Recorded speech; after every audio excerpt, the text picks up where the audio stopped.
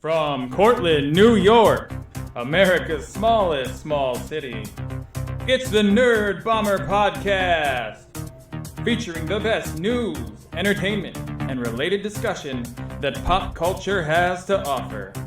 And now, your hosts and experts in anti-social media, Just Jamie and your friend Claude!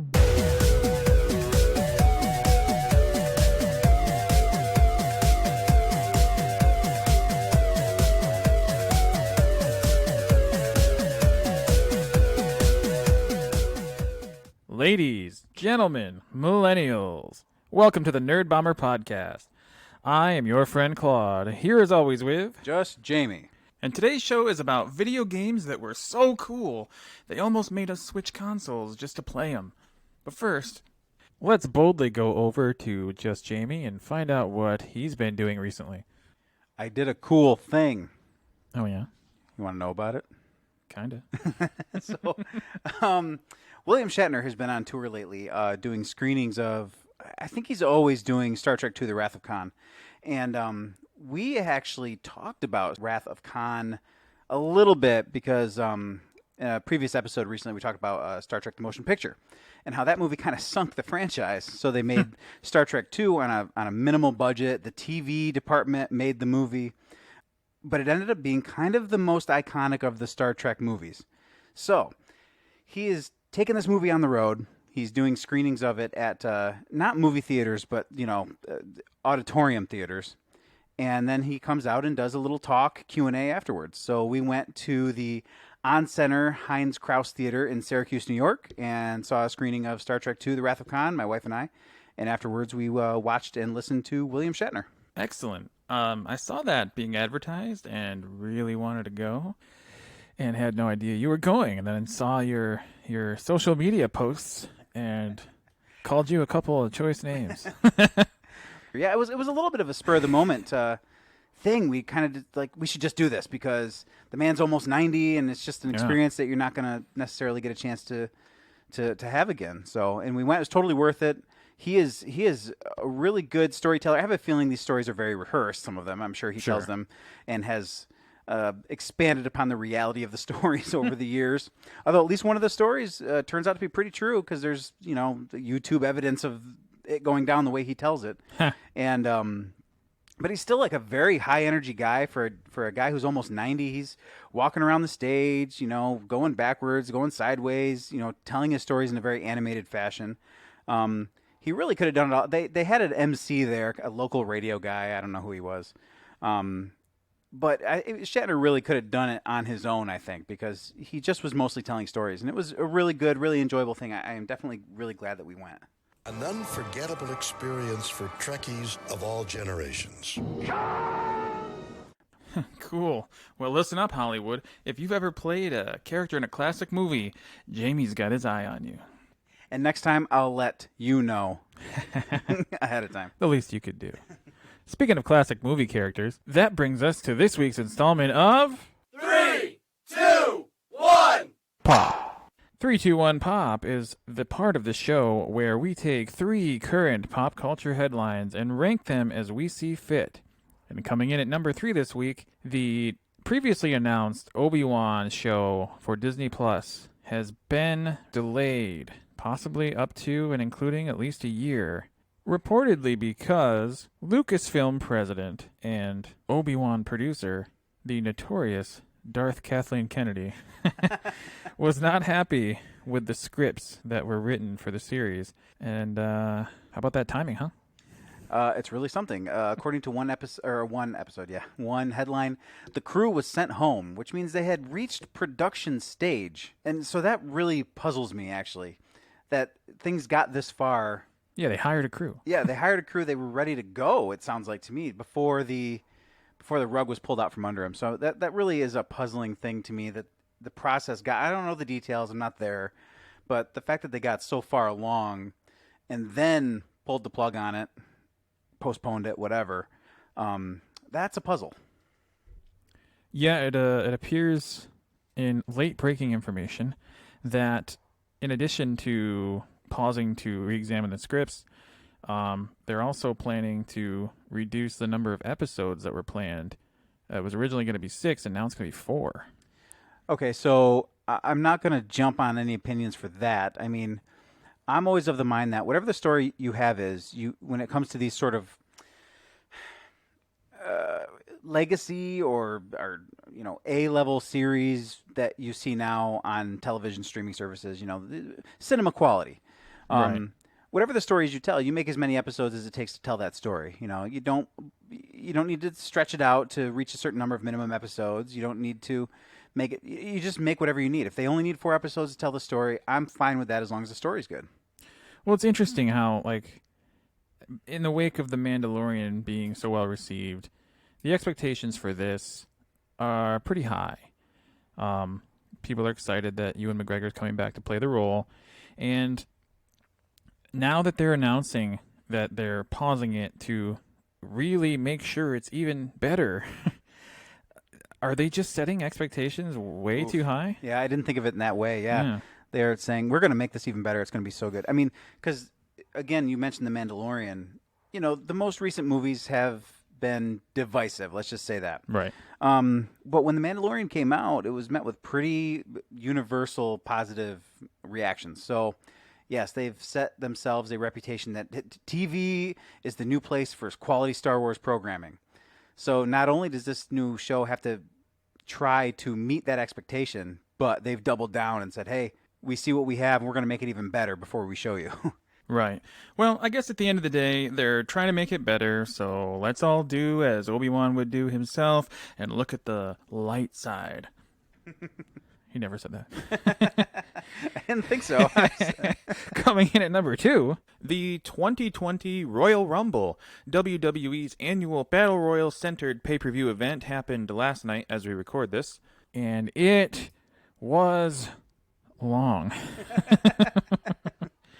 Also fairly entertaining. Starting in 2018, they have had a Rumble match for both the women's and the men's competitors, and I suppose it will be the case going forward. The winner of the women's Rumble was Charlotte Flair, which, if you're a fan, it probably was no surprise. And the winner of the men's Rumble turned out to be Drew McIntyre, which, if you're a fan, it probably was a surprise. Yeah, agreed. I didn't actually watch the pay-per-view. You did. I did see highlights of the Rumbles, and it looks like some interesting, fun things happened. I liked a lot of what I saw. A couple goofy spots, especially in the women's match.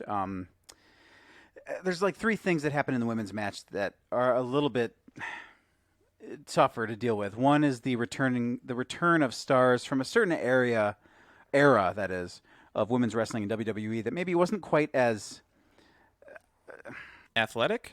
Yeah, athletic, highly skilled, technical. Yeah. And in today's day and age of such a high level of women's wrestling, especially in the WWE, they kind of stand out a little bit. Right.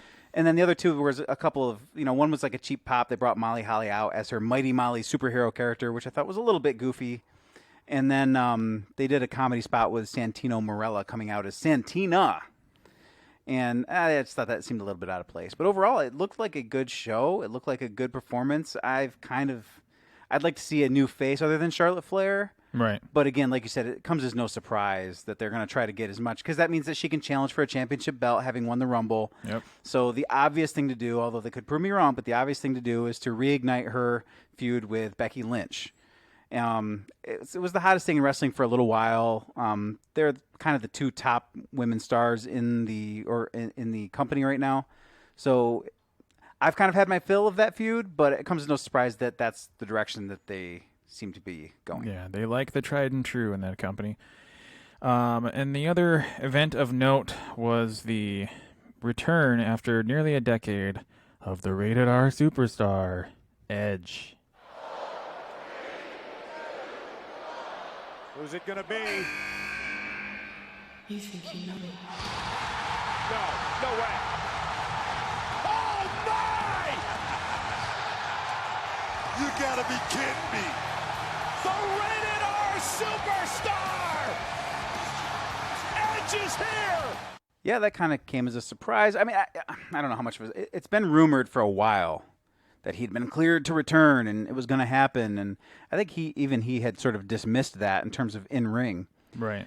The Rumble is always kind of a safe place for an aging and or injured that's true. former star to come back, because you can kind of hide in the Rumble a little bit. You can do certain things, and you can stay away from doing certain other things, and it still looks pretty good. It's been a tradition for kind of older stars to come back to the Rumble every once in a while. Yeah. I mean, but he was in it for a while, and he was one of the final 3 or 4 guys in it, and he was in the match for a long time. So I think that came as a little bit of a surprise to me. Right. I don't really know what this means for him long term, but it's kind of interesting. It is. Definitely. Time will tell. And in at number 1 this week is a topic that is, at number 1 for sheer cultural saturation. And that is the surprising and untimely death of Kobe Bryant. Yeah, this is hitting the world pretty hard, actually. I mean, he was a pretty big star, pretty well known, pretty much everywhere, even outside of this country. I was watching, of all things, the X Games when the little news item came across the ticker on the bottom of the screen, and I just kind of happened to look up at the TV as that item went off. And I thought I saw what I thought I saw, but I also thought that can't be right. Right, yeah. So I hit the go back button, and there it was. Kobe Bryant, 41, dies in a helicopter crash. And then the other odd thing was, I don't think the people commentating the X Games knew about it, because they threw to SportsCenter at the end of their telecast, and they were all cheery and, hey, dude, yeah, man, X-Files or X Games vibe. And then they threw to SportsCenter, which is all of a sudden a very somber tone, because they knew they were about to talk about the death of Kobe Bryant for the next hour or two. And so that was a little bit jarring. And then as more details have come out, it certainly hasn't gotten any better. No. It turns out his 13-year-old daughter, Gigi, was with him and also perished in the crash. 7 others, including the pilot and other players on her AAU team that Kobe coached. Other parents and coaches were on board. And just, it's really awful. It kind of hit home with me. I don't like to put too much weight on a celebrity death just because they're famous. Right. People die tragically every day, and it's always very sad for the people that know and love them, of course. But this is just in your face, so you can't help but be affected by it. Sure. Also, all the kids on this team are 12, 13, 14, all, these 3 girls that died in the crash. And I have 2 daughters, 12 and 14. And so it just kind of hits home a little bit, and it just kind of reminds you to, man, it can fucking end at any point. So, right. Live your life. That's kind of like the message I came away with it. But I suppose anybody would rather it just didn't happen at all. Right.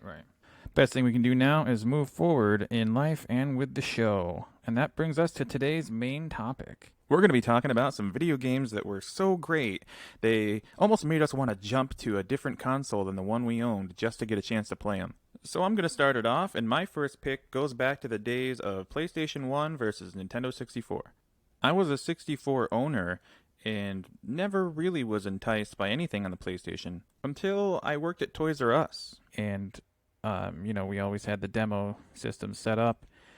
And as much as I liked, playing the 64 and playing whatever else we had set up at the time, the Dreamcast was one of them. Wow, yeah. Nice. I kept sneaking to the back where they had this Activision Spider-Man game on the original PlayStation setup. Be Spider-Man. Swing from buildings. Shoot webs.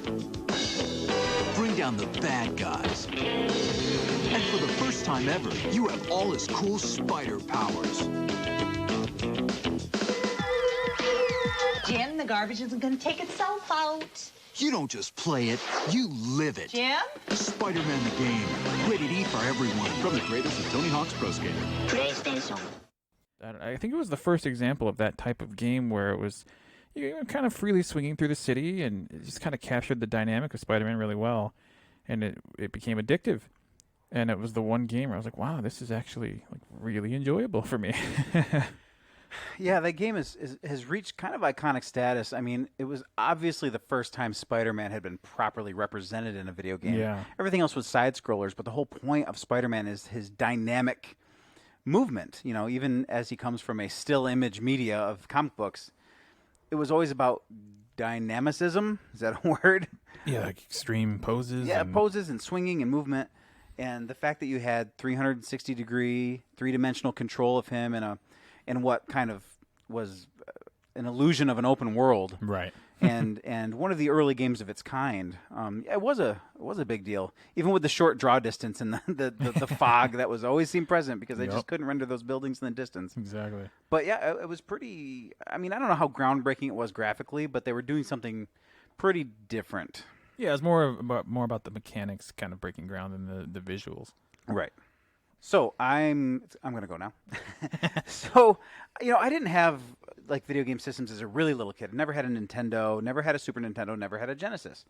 In the early 90s, I did get a Game Gear, which was Sega's handheld system. It was essentially a hardware clone of the Master System, which was an 8-bit system, although I think it had more color capability.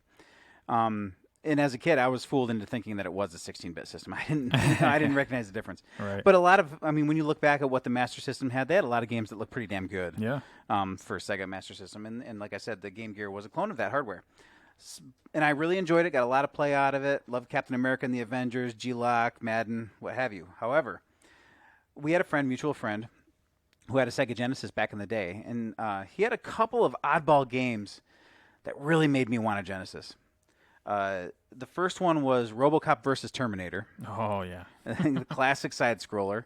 It just looked so cool. It had that Genesis grit to it, which, most people now kind of think it's a weakness of its graphical power because the Super Nintendo was always a little bit cleaner. Yeah. But I like that look of the Genesis, that kind of gritty look. And RoboCop versus Terminator just looks so cool, so detailed, so smooth, so fun, easy to pick up, very arcade style, which is kind of my speed. So that was the first one that always made me kind of think, man, the Genesis is really cool. And the other one was kind of another oddball one, Mutant League Football. Mm-hmm. So this was essentially a football game constructed in the Madden engine, but there were pits or landmines on the football field. You played as creatures and skeletons and monsters and mutants. There was a Saturday morning cartoon based on it for a while. Oh, really? Awesome. There was also a Mutant League hockey game, which was the same kind of idea. But the one that I played, again, at the same friend's house was Mutant League Football. Rising from the ashes of this devastating tragedy was the most exciting and dangerous sporting competition that the world has ever seen, known to all as the Mutant League. Oh, in your face! And that was something that was not recreated in the Sega Game Gear. And to my knowledge, there might have been a Super Nintendo game or something like that. But I played it at his house on the Genesis. And again, made me think like, man, the Genesis is pretty damn cool. It's a pretty cool premise, really, and it seems to be widely considered one of the hidden gems for Sega Genesis. And, when they were first talking about doing a mini Genesis system like they'd done with the Nintendo and Super Nintendo classics, these things only have like 40 or 50 games on them usually, and people like to talk about, what their dream list would be and what's going to make the cut. And Mutant League Football always seem to be on most people's lists. Yeah, it would definitely be on mine. Of course, it never does. For years, me and this friend that I'm talking about, Tom, we had this inside joke where we would talk like the coach on that game because they had, a digitized voice. Right. But he just went, meh, meh, meh, meh, meh. There were no words. There's no actual. He would just do that, and then they would give you the text that he was saying. Like a word balloon. Yeah. So, but for years, that was kind of an inside joke where we would just do that to each other, and it was hilarious every time. You just have to trust me. So those are kind of my first two picks in one because it's the same system to the same system, Game Gear to Genesis. I never did end up owning a Genesis until lately. I've got kind of a plug-and-play Genesis with a cartridge slot, so I've played a lot more Genesis games in the last couple of years. As a kid, I never had one, but I had some experiences at, like I said, our friend's house, and I had an aunt and uncle who had one too. So, but that's my first entry. Back to you. Okay, well, going forward in time, I progressed from the Nintendo 64 to the Nintendo GameCube. And Nintendo GameCube was, I thought, a really fun and really pretty cool system. I feel like a lot of people judge it kind of harshly, but I never had a problem with it, and I was pretty happy with just about everything I had to play on it. But certain games existed for other systems that were just like, all right, man, it would be really nice to at least have, two consoles. Wasn't necessarily wanting to make the switch at that point, but I wouldn't mind adding an Xbox for a video game named after the previously mentioned Star Wars character, Obi-Wan.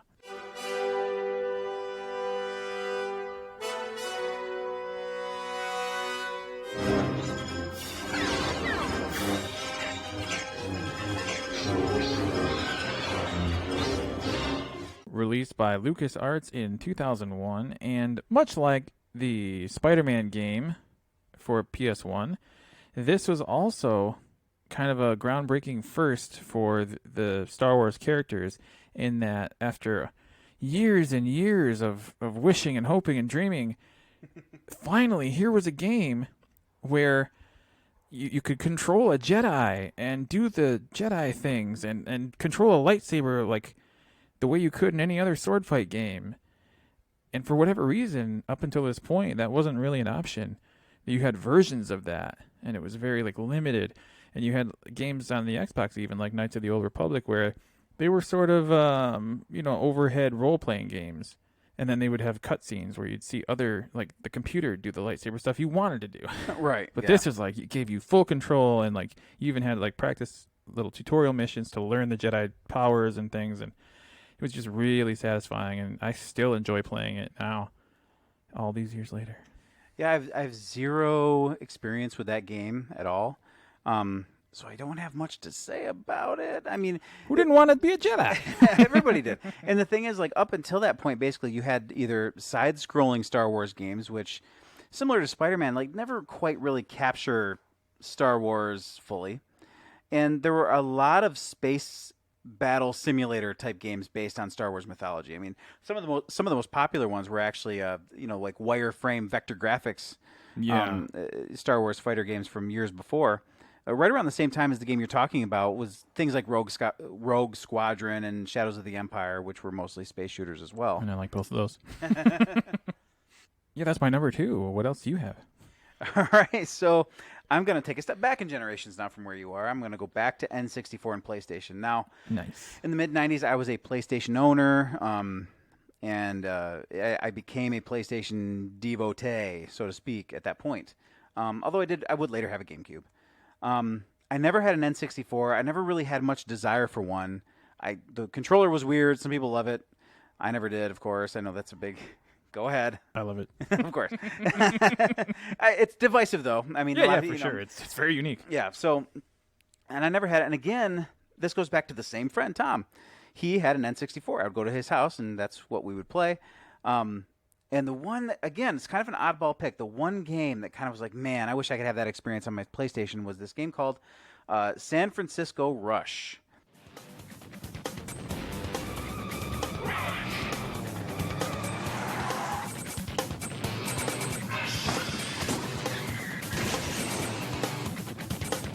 Introducing San Francisco Rush Extreme Racing. The only rules you need to follow are the ones in your head.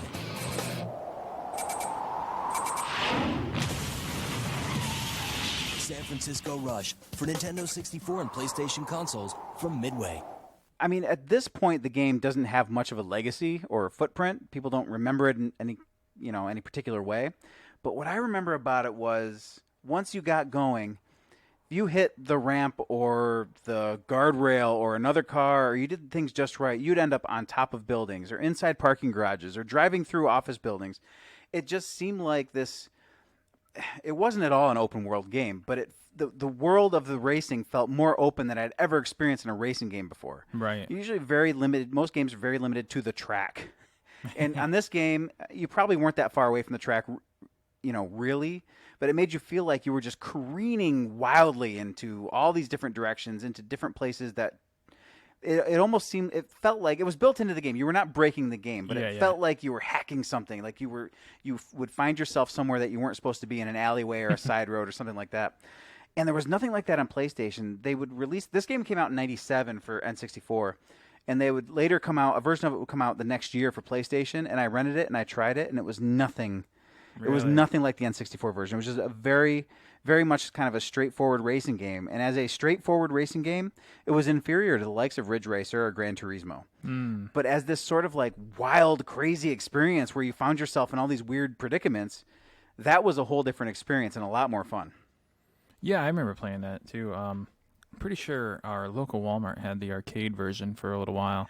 Yes. I would play that often. And it makes you... It's very clearly designed to do that, but you almost feel like you're kind of pulling one over on something. Exactly. You know, it gives you incentive to go off the track. Yeah, you're breaking the game. You're discovering something you shouldn't be doing. Yeah, but it wasn't the case. Yeah, like you said, it was built in. But it made you feel like you were doing something special because at that point, there wasn't a lot of like open world gaming and things like that. And this was a racing game, clearly not open world. But it just gave you a little taste of something different that you weren't used to, especially, like I said, in a racing game. Yeah, bonuses are fun. Who doesn't like bonuses? Exactly right. All right, well, for my final choice, moving forward one more notch in Nintendo evolution, I left the GameCube behind for a Nintendo Wii. And, everybody knows by now how well-received and popular and fun the Nintendo Wii was. One of the better-selling consoles of all time. Yeah, for good reason. And I was quite satisfied with pretty much every game I had for it, and I had a pretty decent selection. However, over on Xbox 360 was the goddamn masterpiece, Grand Theft Auto 5. We're back in the game? I guess. Yes! Woo! Welcome back, man! We're all professionals. We all know the score. This is legit business. 401ks, tax returns, and all. We're going to move quick, and we're going to keep cool. My job, my score, get your own!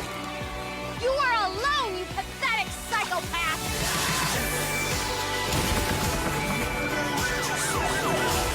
Suppose a group hug's out of the question? Grand Theft Auto 5, coming September 17th. Rated M for mature.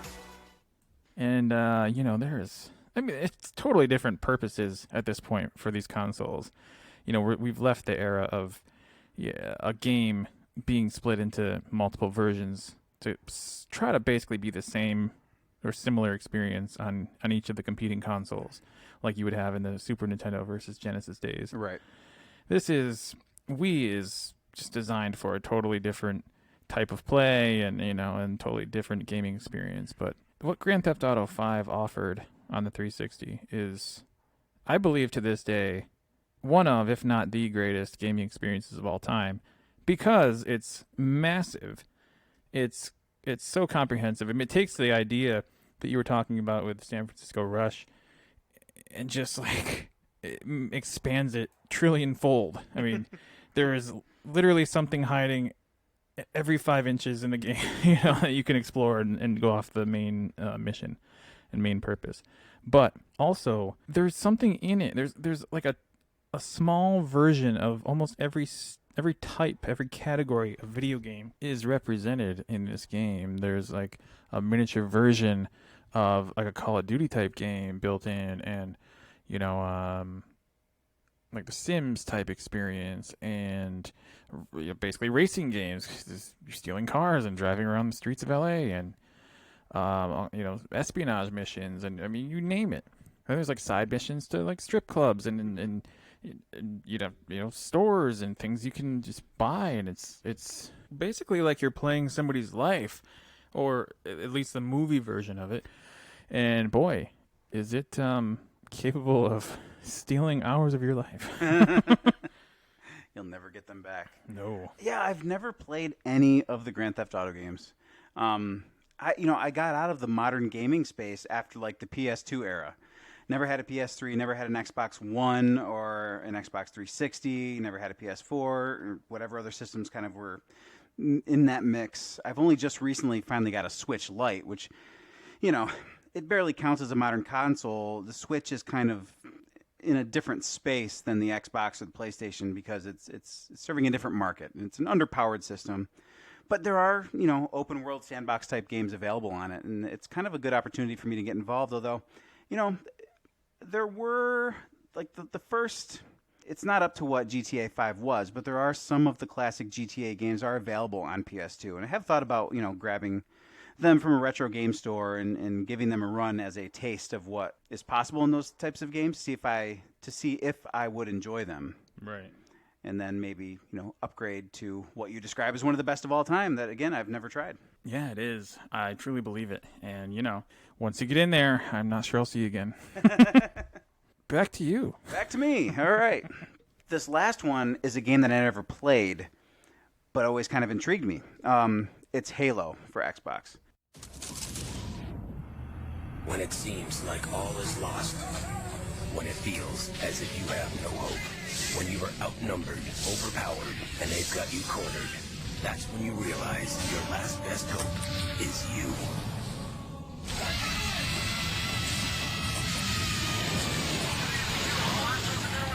Halo, Combat Evolved, rated M for mature.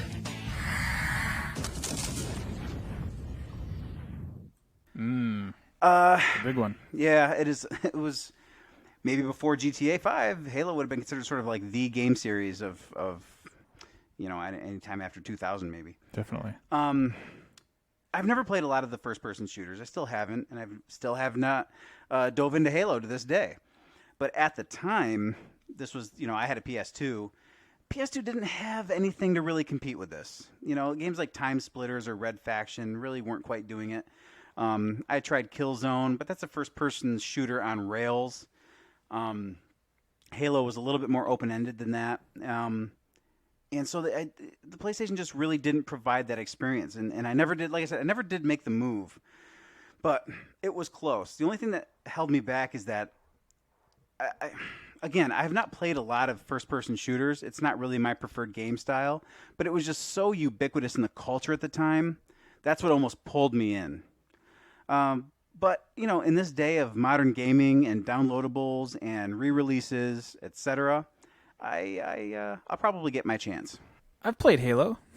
In fact, I believe that at one point I even had the Halo Special Edition Xbox console. And that's about my experience with Halo. I mean, it was fun to kind of shoot around a couple times. I wasn't ever really... It's like Space Call of Duty or something. Right. I don't really...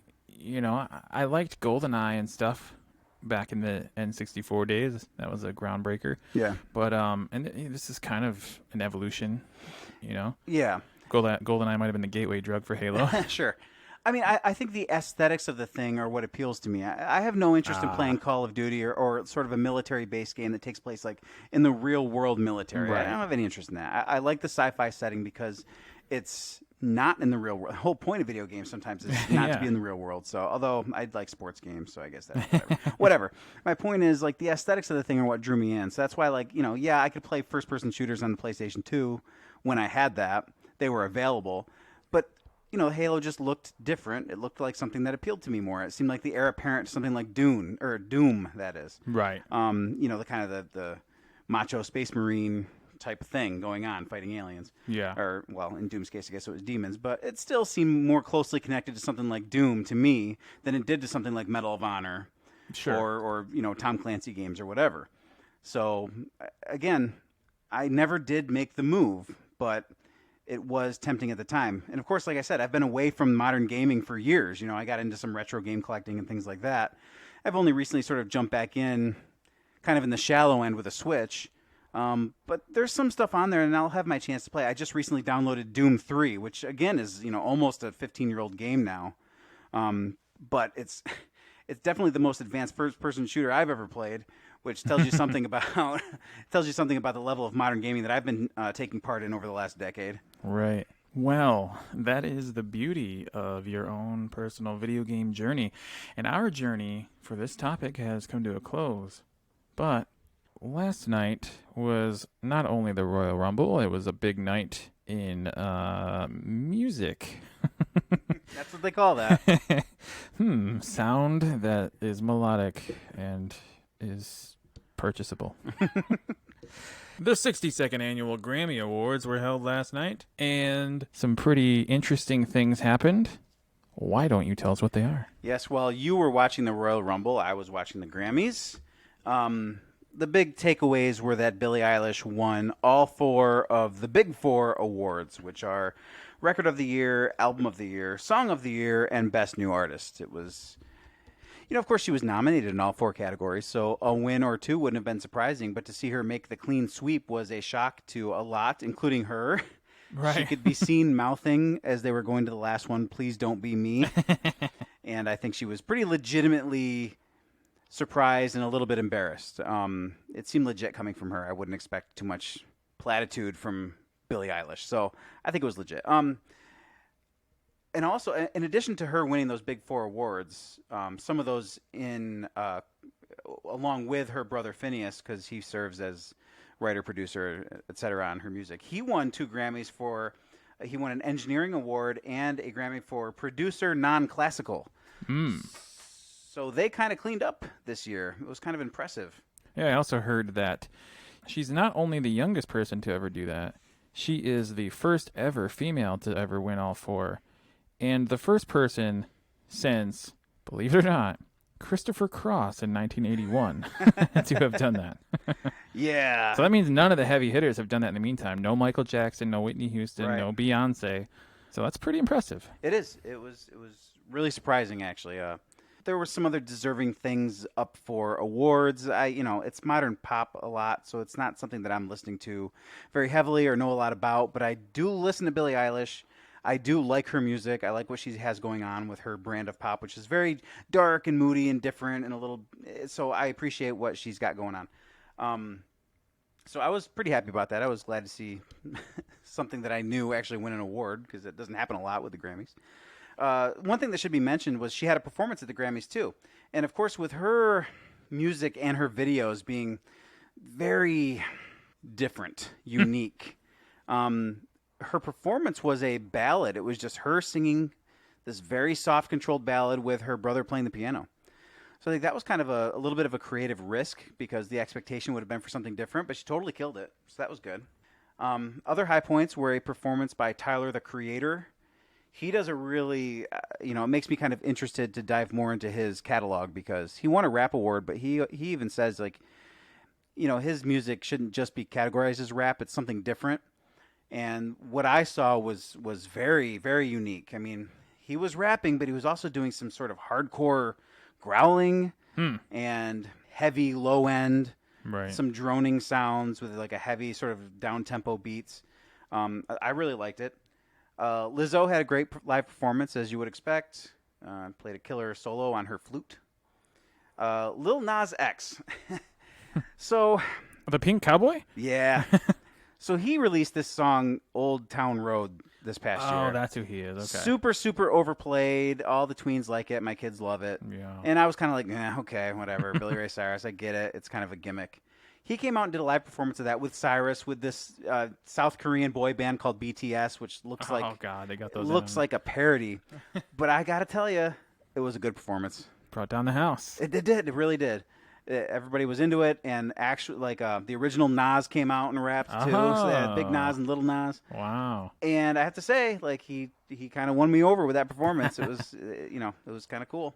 And then the other one was a performance by Her, Her. She's a female musician and singer. She played piano while she was singing, and then she ripped a guitar solo in the middle of it, which was fucking awesome. So I've got to dive more into what she is and who she is and the music that she makes, because I was pretty impressed by what I saw. Yeah, I've never heard of her. Yeah. Good Grammy. That will bring this installment of the Nerd Bomber podcast to a close. I have been your friend Claude. And I have been just Jamie. And we'd like to wish you a happy National Kazoo Day. You know what? I think we're gonna be friends. Special friends. And when I'm with friends, I like to have fun. I like to sing, dance, pretend,